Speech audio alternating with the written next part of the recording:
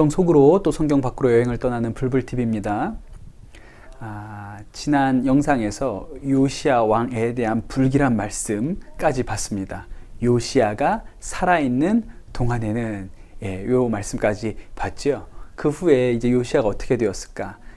국제 정세가 아주 복잡하게 돌아가기 시작합니다. 그 이야기부터 시작을 해볼게요. 아시리아가 이 근동의 패권을 쥐고 있었잖아요. 그런데 이 유프라테스 강과 티그리스 강의 하부에서 바벨론이라는 나라가 이제 일어나고 세력을 키워갑니다. 어디까지 올라가냐면 아시리아의 수도였던 니느웨까지 그 힘을 뻗치게 돼요. 그래서 아시리아의 남은 자들이 피난을 가게 되죠. 저 멀리 북쪽으로 도망을 가게 돼요. 세계 정세가 이렇게 돌아가니까 이집트 입장에서는 바벨론이 커지는 것을 막아야겠다는 생각을 했던 것 같아요. 이제 앞으로는 아시리아가 아니라 바벨론과 싸워야 할 텐데, 그러려면 아시리아와 손을 잡고 바벨론을 막아야겠다, 이렇게 결정을 했던 것 같습니다. 그래서 이집트 군대가 출동을 하죠. 그래서 저 북쪽으로 올라가는데, 그러려면 이제 유다 땅을 지나가야 되는 거예요. 그런데 이집트가 이 유다 땅을 지나가는 것을 요시야 왕이 가만히 둘 수가 없다고 생각을 했어요. 그래서 요시야 왕이 군대를 이끌고 출동을 합니다. 그래서 이집트 군대와 유다 군대가 싸웠는데, 어디에서 싸웠냐? 무깃도에서 싸웠어요. 그런데 바로 그 무깃도에서 일어난 전투에서 요시야 왕이 죽게 됩니다. 전사하지요. 그리고 이집트 군대는 계속 북상해서 이제 아시리아와 편을 먹고 갈그미스라는 곳에서 바벨론과 전쟁을 벌이거든요. 이 전쟁에서 아시리아, 이집트 연합군이 바벨론을 막아냅니다. 이렇게 요시야가 허무하게 죽게 돼요. 말씀 읽어볼게요. 열왕기하 23장 29절입니다. 그가 다스리고 있던 때에 이집트의 바로 느고 왕이 아시리아 왕을 도우려고 유프라테스 강 쪽으로 올라갔다. 요시야 왕이 그를 맞아 싸우려고 무깃도로 올라갔으나 바로 느고에게 죽고 말았다, 그랬어요.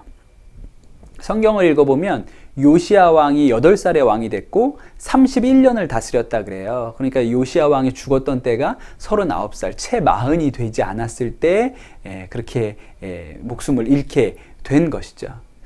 이런 걸 읽으면 성경이 참 어려운 책이라는 생각이 들어요. 왜냐하면 이렇게 하나님을 신실하게 잘 섬긴 요시야 같은 사람이 오래 다스리고 장수하고 그래야 하나님께 복받았구나 그럴 텐데, 이 요시야가 이렇게 금방 젊은 나이에 절명을 하니까 하나님이 왜 이러시지? 이런 생각을 할 수밖에 없죠.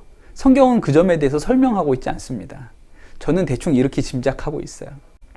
열왕기하 23장 26절에 보면, 그러나 주님께서 유다에게 쏟으시려던 그 불타는 진노를 거두어들이지는 않으셨다. 므낫세가 주님을 너무나도 경노하시게 하였기 때문이다, 그랬어요. 지난 영상에서도 말씀드렸지만 하나님께서 남유다를 멸망시켜야겠다라고 마음 먹으신 것이 므낫세 때라고 그렇게 성경이 기록하지요. 그러면 하나님 입장에서는 유다의 멸망은 정해져 있는 거예요.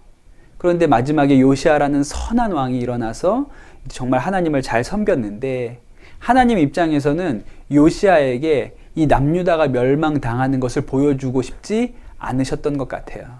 그래서 빨리 하나님 품으로 데리고 가신 거죠. 이건 뭐 전적으로 순전히 제 생각입니다. 저는 그렇게 받아들이고 있어요. 이제 요시야가 죽고 나서 그 후로 4명의 왕이 더 등장을 하거든요. 요 4명의 왕에 대한 이야기 나눠보도록 할게요. 요시야가 죽고 나서 등장한 4명의 왕은요, 그 중에 3명이 요시야의 아들이고 1명은 손자입니다. 이제 요시야가 죽고 나서 첫 번째로 둘째 아들이었던 여호아하스가 왕이 됩니다. 그런데 여호아하스는 오래 다스리지 못하죠. 이집트로 끌려가요. 그리고 이제 첫째 아들이었던 여호야김이 왕이 되어서 한 10년 정도 다스리고, 여호야김이 죽고 이제 여호야kim 긴 아들이었던 여호야긴이 왕이 됩니다. 근데 여호야긴도 한 3개월 정도밖에 다스리지 못하고 이제 마지막으로 셋째 아들이었던 시드기야에게 왕위가 넘어가고, 그리고 이 시드기야 때 남유다가 멸망당하게 됩니다. 그 이야기를 이제 꼼꼼하게 살펴보도록 할게요. 말씀 읽어볼게요. 열왕기하 23장 34절 말씀입니다. 또 바로 느고 왕은 요시야를 대신하여 요시야의 아들 엘리야김을 왕으로 삼고 그의 이름을 여호야김으로 바꾸게 하였다. 여호아하스는 이집트로 끌려가 그곳에서 죽었다. 그랬어요. 표를 좀 보고 설명드릴게요. 요시야가 죽고 나서 둘째 아들이었던 여호아하스를 왕으로 세웠습니다. 그런데 이제 북쪽으로 올라갔던 이집트 군대가 다시 내려오면서 보니까 여호아하스가 남유다의 왕이 되어 있는 거예요. 그래서 남유다한테 누가 니네 마음대로 저 왕을 세웠어? 그래서 저 여호아하스를 끌고 잡아가지고 이집트로 내려가고 그 대신에 여호야김을 왕으로 세운 것입니다. 네, 이 여호야김이 왕이 되었을 때 또 국제 정세가 많이 바뀌게 돼요. 1차 갈그미스 전투에서는 이집트와 아시리아 연합군이 바벨론을 막아내잖아요. 그런데 다시 한번 또 그 갈글미스에서 전쟁이 있습니다. 그때는 바벨론이 승리해서 이제 바벨론이 남쪽으로 내려오게 돼요. 그때가 바로 여호야김 왕 때였습니다. 네, 말씀을 좀 찾아보도록 할게요. 다니엘서로 가보는데요. 다니엘서 1장에 보면 이렇게 나와 있습니다. 유다의 여호야김 왕이 왕위에 오른 지 3년이 되는 해에 바벨로니아의 느부갓네살 왕이 예루살렘으로 쳐들어와서 성을 포위하였다. 그리고 4절에 보면 소년들을 데려오게 하여서 그들에게 바벨로니아의 언어와 문학을 가르치게 하였다. 그랬어요. 그 이 첫 번째 바벨로니아의 침입 때 이제 포로들이 끌려간 거예요. 그때 이 첫 번째 바벨론의 침입 때 이제 포로들이 끌려가게 됩니다. 그때 포로로 끌려간 사람 중에 대표적인 사람이 다니엘이죠. 이것을 1차 포로라고 우리가 이야기를 합니다. 그런데 이제 여호야김이 좀 생각이 바뀌었어요. 열왕기하 24장 1절 말씀 볼게요. 여호야김이 다스리던 해에 바벨로니아의 느부갓네살 왕이 쳐들어왔다 했던 얘기고, 여호야김은 그의 신하가 되어 세해 동안 그를 섬겼으나 세해가 지나자 돌아서서 느부갓네살에게 반역하였다 그랬어요. 기본적으로 여호야김은요 친 이집트파예요. 왜냐하면 이집트가 그를 왕으로 세웠기 때문이죠. 그러니까 3년 동안은 바벨론 밑에서 잘 섬겼지만 세해가 지나니까 이제 바벨론하고 싸워봐야겠다라고 그렇게 생각을 했던 것이죠. 그러나 뭐 바벨론을 이길 수 있을까요? 네, 어린 반프런치도 없죠. 바벨론한테 완전히 박살이 나게 됩니다. 그리고 여호야김은 바벨론의 포로로 끌려갔어요. 쇠사슬에 묶여서 끌려갔고, 여호야김의 아들이었던 여호야긴이 이제 왕으로 세워집니다. 그런데 우리 앞선 경우랑 거의 비슷한데 바벨론이 거기에 또 끼어들어요. 누가 니네 마음대로 여호야긴을 왕으로 세우라 그랬어. 그리고 이 여호야긴을 바벨론의 포로로 끌고 가게 되죠. 말씀 보겠습니다. 열왕기하 24장 15절. 느부갓네살은 여호야긴 왕을 바벨론으로 사로잡아 갔다. 그의 어머니와 왕비들과 내시들과 그 땅의 고관들을 모두 예루살렘에서 바빌론으로 사로잡아 갔다. 이게 2차 포로예요. 2차 포로 때는 여호야긴 왕이 끌려갔고, 또 대표적으로는 에스겔 선지자도 그때 끌려가게 됩니다. 그렇게 여호야긴 왕이 바벨론의 포로로 끌려가고 나서 바벨론이 왕으로 세운 사람이 시드기야이죠. 말씀 읽어보겠습니다. 열왕기하 24장 17절. 바벨로니아 왕이 여호야긴의 삼촌 matthaniah를 여호야긴 대신에 왕으로 세우고 그의 이름을 시드기야로 고치게 하였다 그랬어요. 시드기야가 남유다의 마지막 왕이 됩니다. 그런데 이 시드기야도 잘못된 생각을 하게 된 거예요. 열왕기하 24장 20절 읽어볼게요. 예루살렘과 유다가 주님을 그토록 진노하시게 하였기 때문에 주님께서는 마침내 그들을 주님 앞에서 쫓아내셨다. 시드기야가 바벨로니아 왕에게 반기를 들었으므로 그랬어요. 시드기야가 선택할 수 있는 옵션은 거의 없었어요. 그냥 바짝 엎드려서 바벨론을 잘 섬기는 것이 유다와 시드기야가 살아남은 유일한 길이었음에도 불구하고 또 뒤에서 이집트가 도와줄 거라는 환상에 젖어서 바벨로니아에 반기를 듭니다. 결국 박살이 나게 되죠. 말씀 읽어볼게요. 열왕기하 25장 7절에서 11절 말씀이에요. 시드기야가 보는 앞에서 그의 아들들을 처형하고 시드기야의 두 눈을 뺀 다음에 쇠사슬로 묶어서 바벨론으로 끌고 갔다. 9절에 그는 주님의 성전과 왕궁과 예루살렘의 모든 건물, 곧 큰 건물은 모두 불태워버렸다. 이렇게 해서 솔로몬이 지었던 성전이 불에 타서 사라지게 되는 거예요. 그때 이제 언약궤도 그때 없어졌다고 하는 게 정설입니다.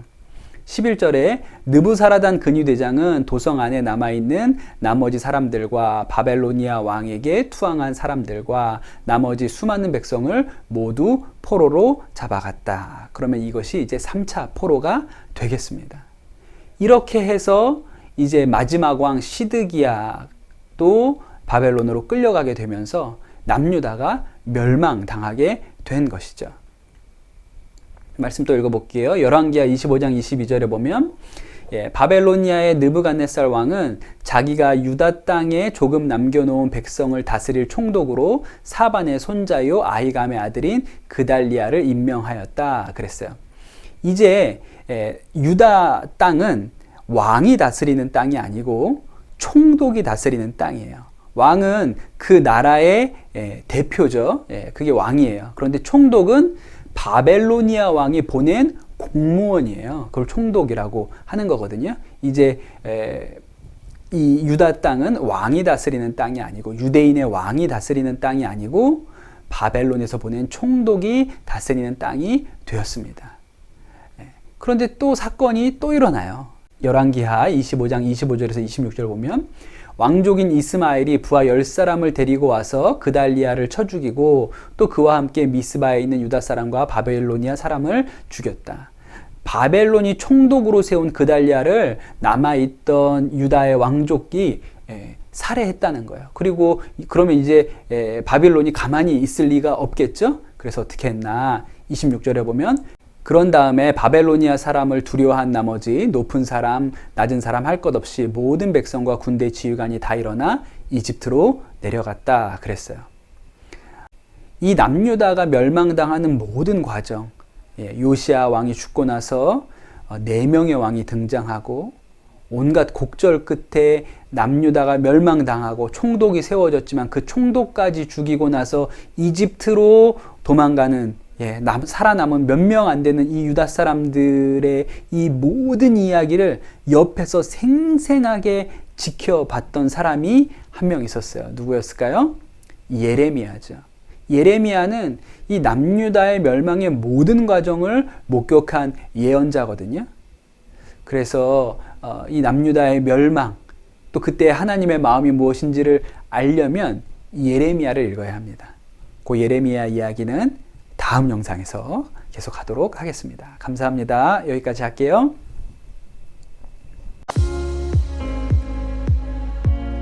그래서 예레미야를 우리가 눈물의 예언자라고 그렇게 부르기도 하죠. 근데 예레미야는 그냥 여기서 이 포로로 끌려온 곳에서 집 짓고 과수원 만들고 여기 눌러 앉아 살아야 된다고 그랬어요. 그러니까 그 말을 누가 좋아하겠어요. 시드기야 왕도 나중에 이제 바벨론이 문턱까지 오니까 마음이 겁이 나죠. 그래서 결국 누굴 찾아가요? 예레미야를 찾아가요. 하나님께서 그들을 돌아오게 하시고 그들이 있었던 모든 죄를 용서해 주실 것이다. 이렇게 예레미야가 하나님의 마음을 다시금 전하게 됩니다.